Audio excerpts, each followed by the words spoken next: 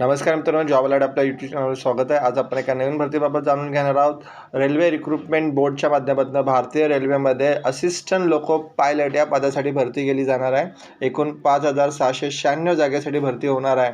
भरतीबाबत आपण सविस्तर जाणून घेऊया। Government of India, ministry of railways, railway recruitment board, the centralise employment notice, recruitment of assistant loco pilot. आता opening date of application कधी चालू झालेलं आहे? 20 जानेवारीपासून ॲप्लिकेशन चालू झालेलं आहे। Closing date of submission application असणार आहे 19 फेब्रुवारीपर्यंत तुम्ही ते अप्लाय करू शकतात।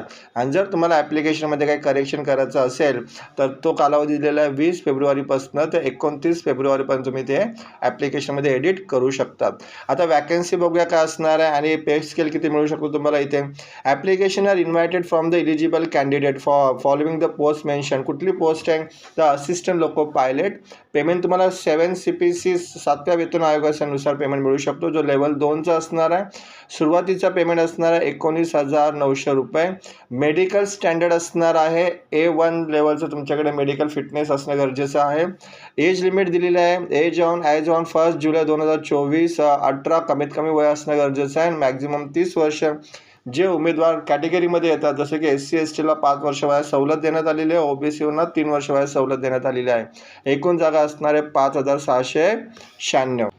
शैक्षणिक पात्रता काय असणार आहे तर कमीत कमी 10वी उत्तीर्ण असणं गरजेचं आहे आणि त्याचबरोबर तुमच्याकडे कुठल्याही फील्डमधला ITI असणं गरजेचं आहे। आता कुठली फील्ड आहे तर पहिलं आहे आर्मेचर्स अँड कॉईल वाइंडर, त्याच्यानंतर इलेक्ट्रिशियन्स किंवा इलेक्ट्रॉनिक्स मेकॅनिक्स किंवा फिटर किंवा हीट इंजिन किंवा इन्स्ट्रुमेंट मेकॅनिक किंवा मशीनिस्ट किंवा मेकॅनिक डिझेल, मेकॅनिक मोटर वाहन, millwright, maintenance mechanic, mechanic radio आणि TV, त्याच्यानंतर refrigerations and air condition mechanic, tractors इत्यादी कुठल्याही फील्डमध्ये तुमच्याकडे ITIचं किंवा NCVTचं प्रमाणपत्र असणं गरजेचं आहे किंवा तुमच्याकडे ह्या फील्डमधला डिप्लोमा असेल किंवा डिग्री असेल तरी तुम्ही अप्लाय करू शकता।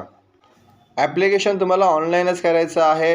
आता सिलेक्शन प्रोसेस काय असणार आहे? रिक्रुटमेंट प्रोसेस बघूया। आता candidate can apply online 1 RRB।